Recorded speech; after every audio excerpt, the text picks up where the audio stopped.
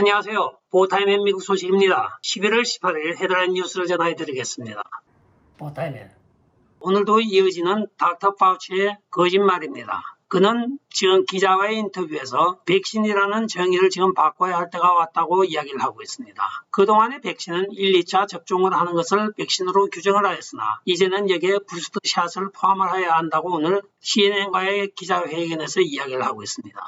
어떤 과학적인 디피니션, 즉 정의라고 하는 것은 많은 과학자들이 공동 의견을 거쳐서 보편 진리성을 띌 때 그것을 우리가 디피니션이라고 하고 그것을 정의라고 이야기를 합니다. 그런데 일개 닥터 한 사람이 이 정의를 자기 마음대로 바꾼다고 하는 자체가 우습기도 하지만은 이렇게 기고만장하는 배우가 무엇일까요?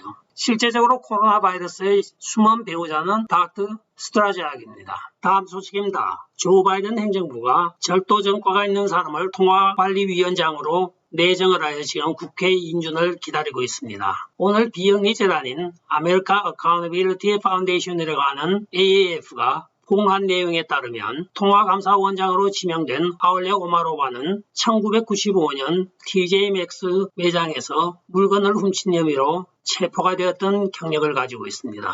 당시 위스콘신주 메디슨 카운티 TJ 맥스 매장에서 경비원들에게 발각이 되어 매장 밖에서 수갑을 차고 체포되었던 사람을 모든 미국 시민의 은행 구자와 또한 현금 흐름에 대하여 관리 감독을 하는 감사원장에 앉힌다고 하는 조 바이든 행정부가 그냥 놀랍기만 합니다. 분명히 정부 요직을 앉히기 위해서는 FBI나 모든 관련 기관의 개인 신상 정보를 충분히 검토를 하여서 미리 알고 있었을 텐데 이런 사람을 이런 중직에 앉히려고 하는 그 의도가 무엇인지 아직도 궁금하기만 합니다. 다음 소식입니다. 조 바이든과 시진핑의 가상회의 결과는 조 바이든의 케오페로 나타나고 있습니다. 시진핑은 조 바이든과 회담에 있어서 중국은 하나의 중국이라는 입장을 분명히 하였습니다. 여기에 대해 조 바이든은 만약에 대만을 침공할 시에는 미국이 대만을 분명히 방어할 것이면 미군을 정파할 것이라고 하는 어떤 말도 하지 않았습니다. 이에 대하여 많은 평론가들이 결국은 조 바이든이 중국에 항복한 것이라고까지 평가를 하고 있습니다. 중국에 잡힌 약점이 많으니 꼼짝 못하겠죠. 오늘 중국에서는 공식적으로 발표하기를 우리의 중국은 하나의 중국이므로 어떤 중국을 분할하는 획책도 용서하지 않겠다고 아주 엄포를 놓고 있습니다. 조 바이든은 물론 아무 말이 없죠. 다음 소식입니다. 역대 가장 인기가 없는 대통령과 부통령인 조 바이든과 카말라 해리스의 지금 자리 다툼이 벌어지고 있습니다. 오늘 백악관 내부 소식통에 의하면 조 바이든 행정부에서는 카말라 해리스를 자진 사임을 하게 하고 그녀를 공석 중인 대법원 판사로 임명할 준비를 하고 있다고 전해지고 있습니다. 최근 여론조사에 따르면 조 바이든이 38%, 카말라 해리스가 28%로 나타나고 있는데 이것도 많이 과장된 수치라고 전문가들은 표현을 하고 있지만 일단 인정을 합시다. 그러나 조 바이든도 역대 가장 지지율이 저조한 대통령이고 카말라 해리스도 가장 지지율이 적은 부통령이기도 합니다. 대부분의 대통령들이 임기 말이 되면 레임덕 현상 때문에 지지도가 떨어지는 성향은 있지만 지금 조 바이든과 카말라 해리스는 1년이 채 되지 않았습니다.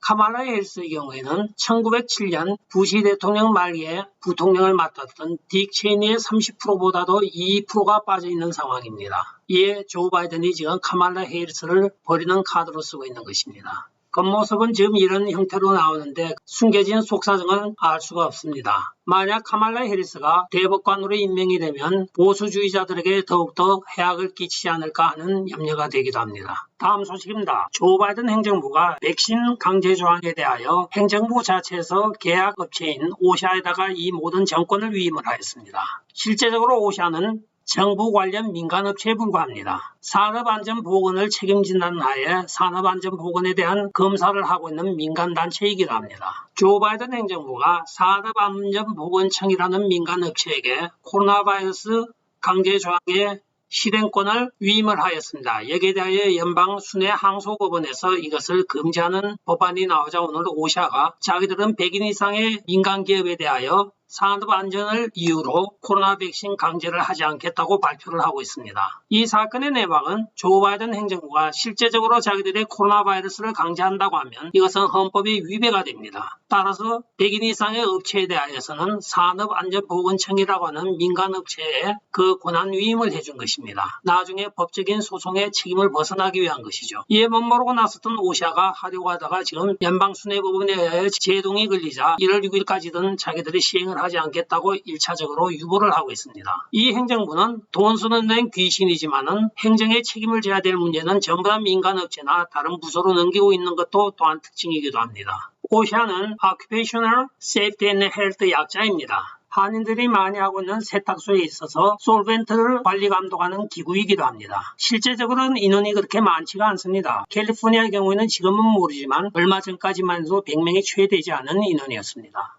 결과적으로 실행력도 없는 이런 사람들을 내세워 행정부가 나중에 소송이 제기될 수 있는 책임을 벗어나기 위한 방편으로 사용을 하였던 것입니다. 정부사나 계약업체 입장에서는 꼼짝 못하고 받아들일 수밖에 없었던 것입니다. 다음 소식은 지하드 요원이 미국 의사당에 있다는 충격적인 발언을 한 내용부터 전해드리겠습니다. 콜로라도주 하원 의원인 로렌 보월트가 오늘 자기 오빠와 결혼하여 미국 시민권을 딴 이란 오마르에 대하여 그녀는 다른 말이 필요 없고 한마디로 지하드 요원이다고 이야기를 하고 있습니다. 또한 에릭 사릴 하원 의원을 향하여서는 그는 중국 스파이와 동침을 하였던 엉터리 하원 정보위원입니다고 둘을 싸잡아 비난을 하고 있습니다. 말은 맞는 말이죠. 한편 아리조나주 폴 고샬 의원이 낸시 펠로시를 독재자에 비유한 짤을 하나 올렸습니다. 여기에 대하여 지금 하원에서 킨진저와 리스 체니가 민주당과 같이 합세를 하여 폴 고샬 의원을 지금 해당 위원회에서 축출을 하여버렸습니다. 이제는 아주 막가파로 하고 있는 두 의원들이기도 합니다. 어차피 자기들은 다음 중간선거에서 낙선될 게 뻔하니까 이왕이면 하고 지금 공화당에 연장 지르는 일만 계속하고 있습니다. 다음 소식입니다. 매사추세츠 상원 의원인 엘자베스 워런이 오늘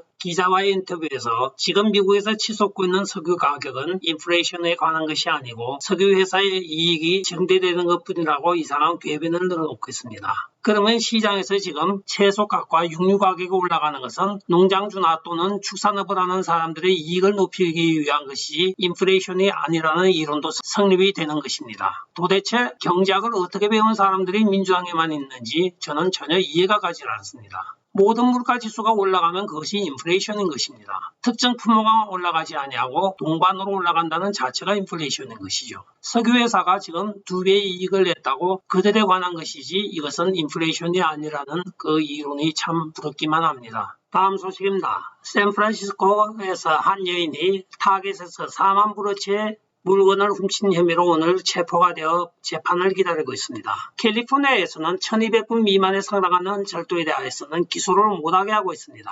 주 법무부 장관의 명령이기도 합니다. 이에 곳곳 저체의 모든 소매점에서 이 절도가 기승을 부리고 있는데 이 여인의 경우에는 타겟 한 군데서만 지속적으로 훔쳐나온 것이 전체가 4만 불이 넘는다고 오늘 밝혀져 기소가 된 것입니다. 한편 오늘의 영상은 월그린이라고 하는 약국 소매점에서 도둑이 물건을 집어들고 달아나는 장면이기도 합니다. 태연하게 출구를 빠져나가고 있습니다. 끝까지 시청해 주셔서 감사합니다. 좋아요, 구독, 알림 그리고 공유 부탁드리고 댓글 많이 부탁드리겠습니다. 안녕히 계십시오. 바이.